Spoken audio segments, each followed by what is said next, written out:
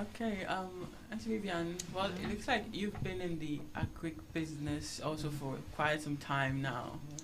What has been your achievement so far, and what would you say you had one of the most difficult challenges you could ever think of? A lot. With the achievement, I may say that I've not achieved so much, but then I'm heading towards. When you are starting, I conceived the idea during the COVID time. Mm-hmm. And what brought that? You said? What brought the idea and why during the COVID time?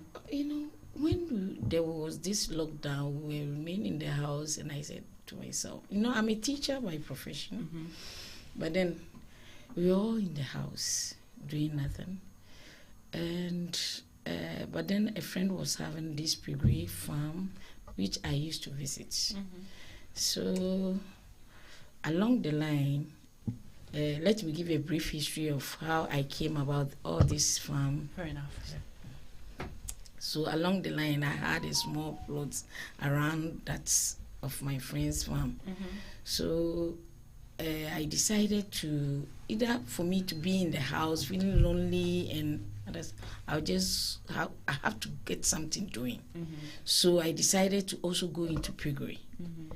That was the time that I conceived the idea. Mm-hmm. So by starting it, in Ghana, it's not easy to start a business because, agric or agriculture is capital intensive business, and you need to have money before you can mm-hmm. achieve or you can successful with whatever you wanted to do. Mm-hmm.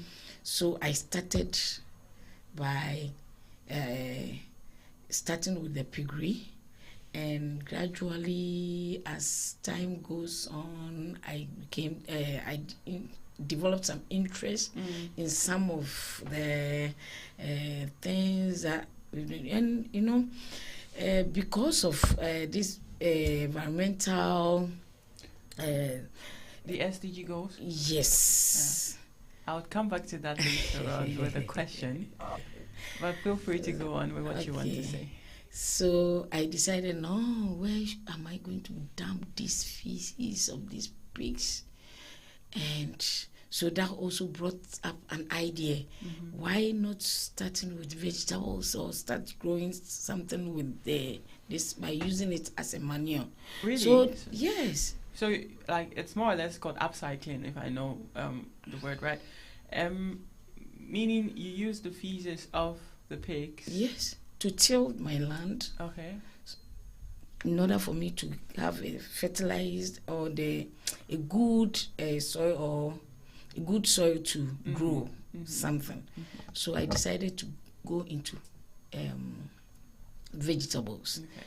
So gradually I started developing or started conceiving ideas on producing other products. Mm-hmm. So it was true that, and because of that, that I would say that if I say initially I told you that I have not achieved much, yeah. But then I think I'm heading towards it because of what I've started doing, because of the things that I'm doing. I'm gradually heading towards. So you are getting towards your goal. But then with the challenge, as we all know, you asked two questions at the same time. Yes. Well, with the challenge, I'd like to ask, you said you're also into this fishing business. Yes. And you also that one also, I can say that, as I said, I'm doing a circular economy farming. Uh-huh. I would say that in fishing, I've had an award, so I can say that one also is an achievement. Mm-hmm. It's an achievement, but not all of what I'm doing. No, I'm doing a lot of things. Yeah. It's one of my achievements. So, not much, but at least I've achieved something. Good. All right, Mr. Terry, I wouldn't want you to feel left out with two honorable ladies around you. What has been your achievement so far? Since I like to focus more on your cashew nut plantation. Since you said it's a 50-acre, right? Yes. What has been your challenges owning? I know owning such a huge acre of land and with such a vital product like that of cashew nuts, there are certain hurdles that will come your way. So, what have been your achievements so far with both products that you are in, and what would you say is also a challenge for you when considering business in Ghana? My challenge is that when you are working alone, you don't have the helper, and sometimes you're supposed to spend all your money on the farm, but you cannot harvest. And when you produce the tin fish, you want the market. It is not easy to get the market. It's difficult to get a market, but it's a lot. It's a lot. My sister said everything. It's a big challenge for Ghana. Okay. The way yesterday we went to some farm, the way the government they helped each other for Germany. Our place, it is not so. Yeah. Well. Where you need the help. It's not easy to come like best farmer from Ghana because no help. Everything depends on you. When you prepare, you finish, you are coming safe to get the papers is difficult. Everything is difficult for our country. Okay. But we cannot give up. We'll continue to do it. One day, everything will be okay. It's going to be okay. Yeah. And you mentioned the government, and an idea just crossed my mind right now. A question just crossed my mind right now. I know particularly that here in Germany we have bio products, like products that are directly from the farm, which are organic without any fertilizers, or which haven't been manipulated in any way. Okay. Do you also have a chance in Ghana to get your products into supermarkets, except the local market or tertiary markets? It's not easy. Yes. It's not easy. I won't say yes because to get your things or your products into the supermarket is not easy. Why am I saying this? Because there are so many rules and regulations binding us. As when we came here, from what we've heard about the rules and regulations, to penetrate into European markets, they have some standards. The same thing applies to us in Ghana, or applies to the Ghana Standards Board and other stuff, other authorities. It's not easy at all. But then even if you are able to go through it, as to how to get the license, it's not easy to acquire it. And people have monopolized it in such a way that to get the license to sell at the supermarket is something else. You as an individual will not get it. Even if it will be like you pass through a back door, and if you don't have someone to pass through to channel, where will be something difficult for you. So it's a challenge for us. Yeah. Also. Well, Munirat, with you have, like, I would say you're more solicit in that field. You are more into it with the way you distribute your products into the European countries. What have been your experiences with the Ghanaian Food and Drugs Authority? European countries, I'm now experiencing it. Now experiencing it. Yes. But you, if I get it right, it's like your company is more into detailed exportations, right? No, we are more of value addition, but we concentrated more on satisfying our people. Okay. And so now we want to step out. Okay, so yes, satisfying your people. Which markets do you? Yes, we target the supermarkets, the individuals, and then some smallholder farms also comes to us. Yes, so it's like First of all, you need the FDA approval. Fine, that is if your product has to go to the market, and because you target the supermarket, you need to follow the procedures to get your product there. Because if you don't get the requirements, your goods are going to be taken off the shelves. So basically, you have to do that.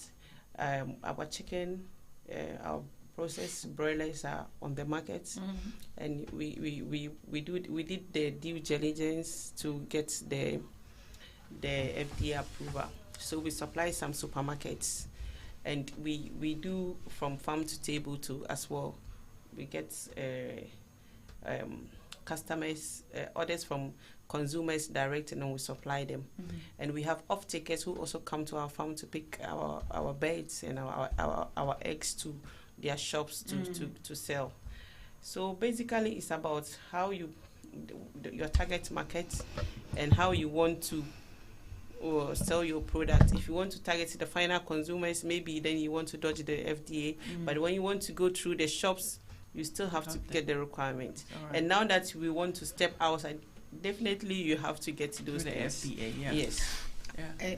Back to from what Munila is trying to say, I think with the FDA issue, back to it, I want to clarify something here.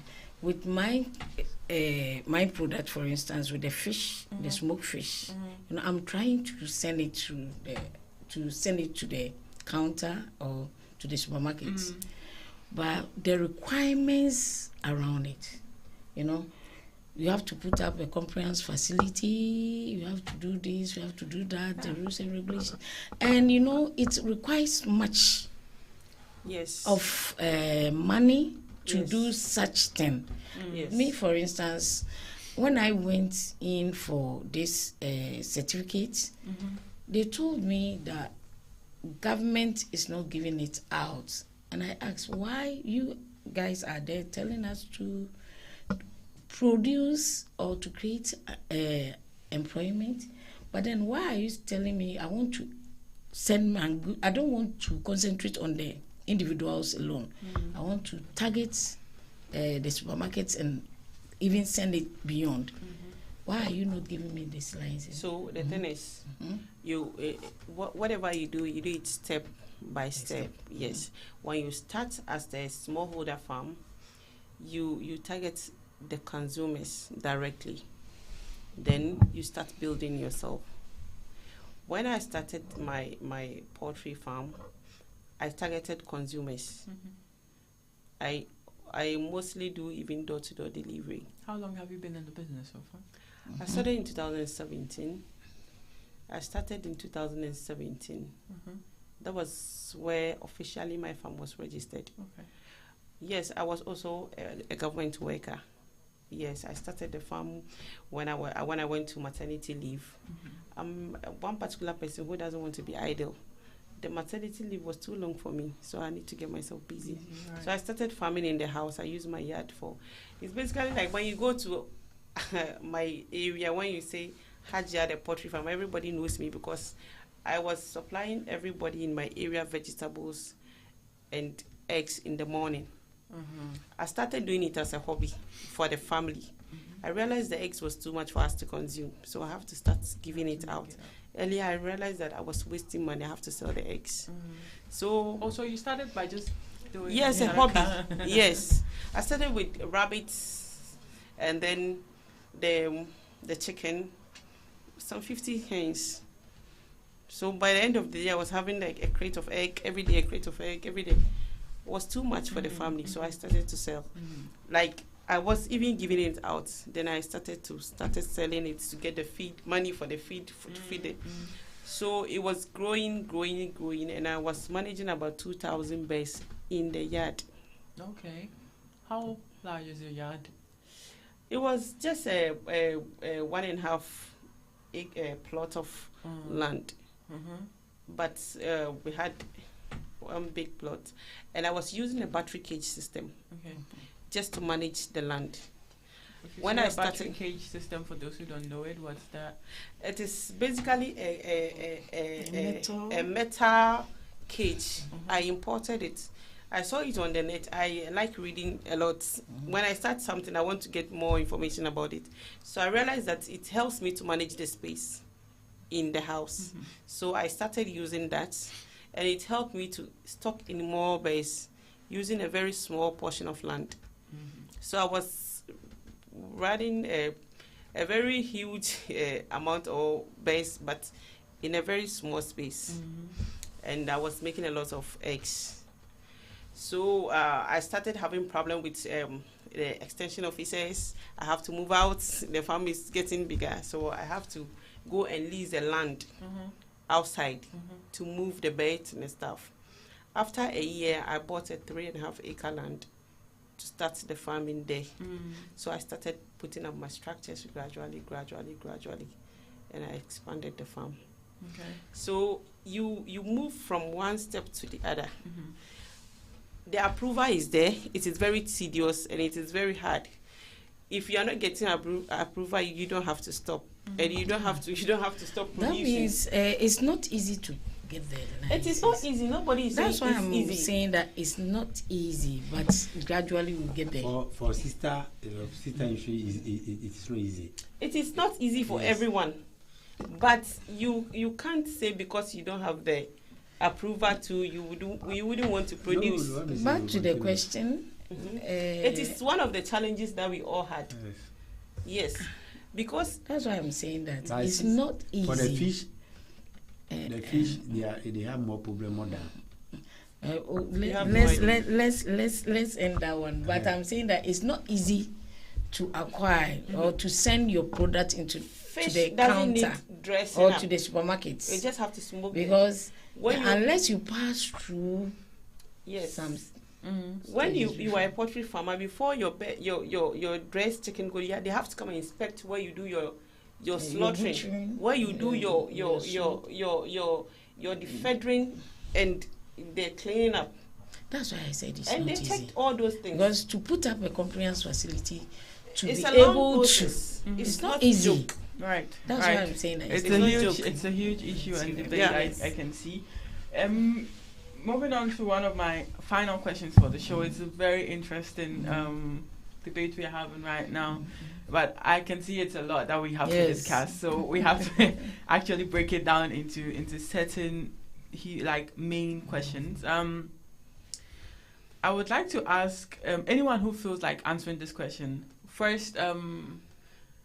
How is your project aligned to the Sustainable Development Goals from the UN?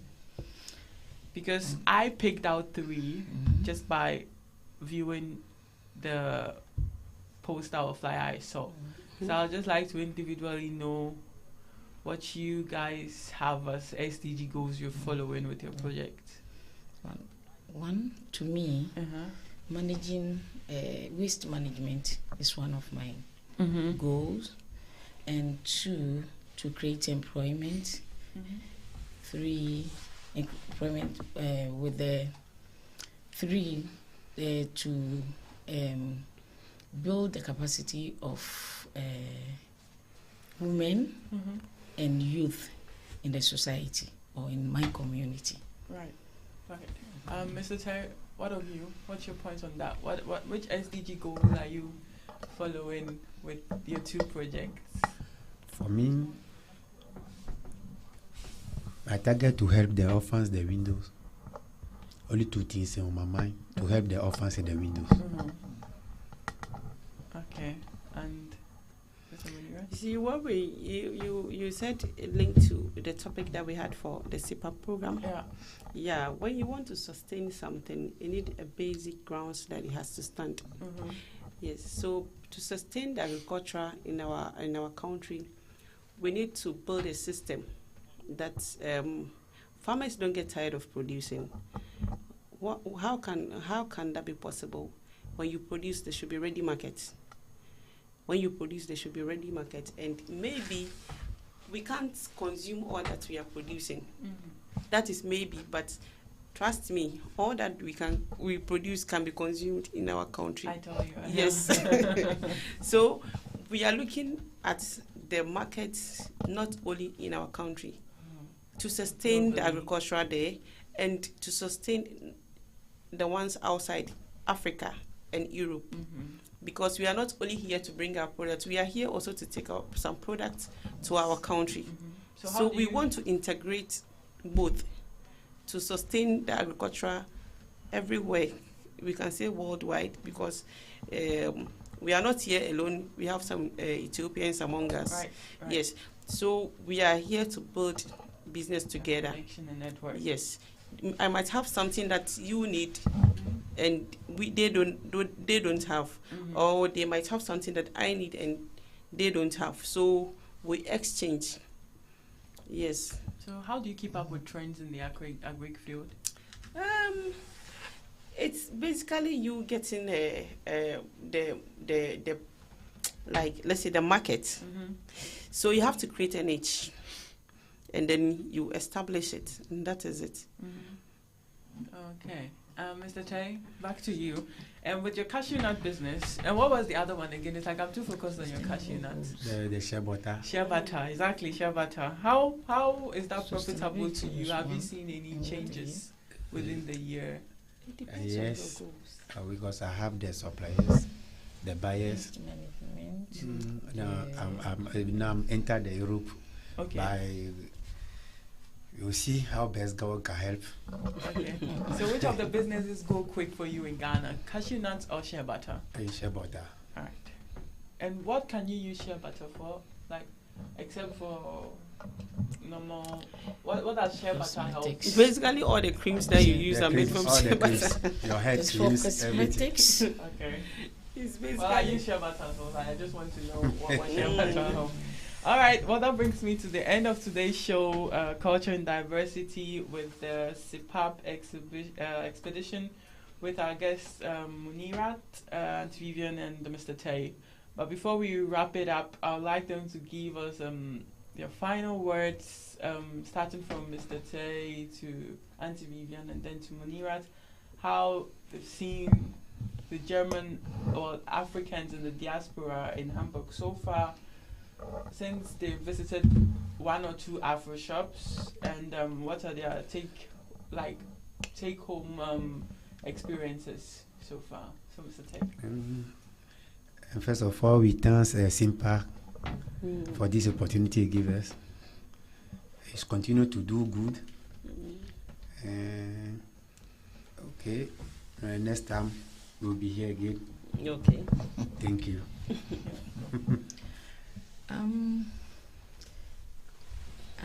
I would say that CIPAP has done a lot, because for the exposure they have given us, at least we come to learn. For the few days that we spent here, we have learned a lot. One, visiting the farms, and again sending us to the Afro shops. In fact, personally, I've learned a lot because of how we will come or we will meet the standard, the European standard. It's there that I got to know even packaging is something else. Packaging and labeling. And labeling is something else. That we Ghanaians, we don't take these things seriously. But for coming here has helped me a lot to know how I'll go by my packaging and labeling. 2, as Europeans don't accept anything as anyhow, it will help me also to improve upon my production. So had it not been CIPAP, I don't think I would have gotten all these ideas, the European standard ideas. Maybe I may read about it, but I may not have an evidence or physical evidence of what you've been hearing. Yes. So thanks to CIPAP. Right. And I hope to be part of it again next time. Hopefully this message gets to CIPAP. Right. Yes.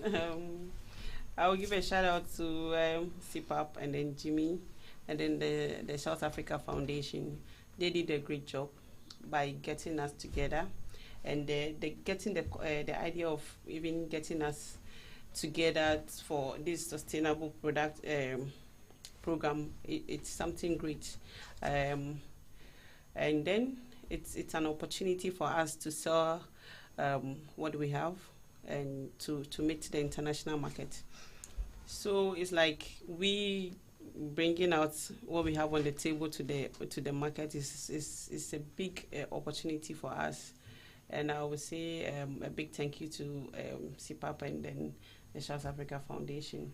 It's a good initiative, and we would want to be here all the time. Mm-hmm. And to the Afro shops in Germany, we are here for them. They should look out for us. As we came to them, they can come here for our details and then reconnect us. We are here for business. Whatever they want in Africa, we are here to supply to them. And a message to the international community. And thank you for having us. Thank you too for coming. Like a message to them, maybe through your channel, you may also give a ear to our voice. Like, they should also let things become flexible for us. Africa, we have a lot to offer. Not all the things that are coming from Europe is the best. True. Africa too has gotten the best to give. Yeah. So they should accept us and then just tell us the exact thing that they want us to offer. Offer or to give than to just reject our products, because we have a lot and good things also. Fairly well. I'll take the last word from Auntie Vivian to end up and wrap up the show. On behalf of Radio TopAfric and the entire media team, would like to say thank you to CPAP for holding this magnificent expedition and having these three wonderful people fly all the way from Ghana to join us here in our radio today. Well, with that, I'd like to bring my program to an end and thank everyone for tuning in. Don't forget to check the pages of our three entrepreneurs from Ghana. Maybe before we end, they should just re-mention it again, because I quite remember that when you started at the beginning of the intro. So for her final words before she leaves, please kindly give us your handles on social media. Yes, my final word, just Google Kwedu Farms on www.kwedufarms.com.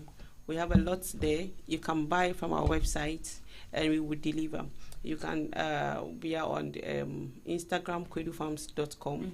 We are on Facebook, kwedufarms.com, and then we are on TikTok, kwedufarms.com. You can Google our farm locations too, where Google Map can lead you to our offices and our farms as well. Thank you. Okay. Vogdaya Farms, you can Google www.com Vogdaya Farms, and Instagram to vogdayafarms.com, Facebook.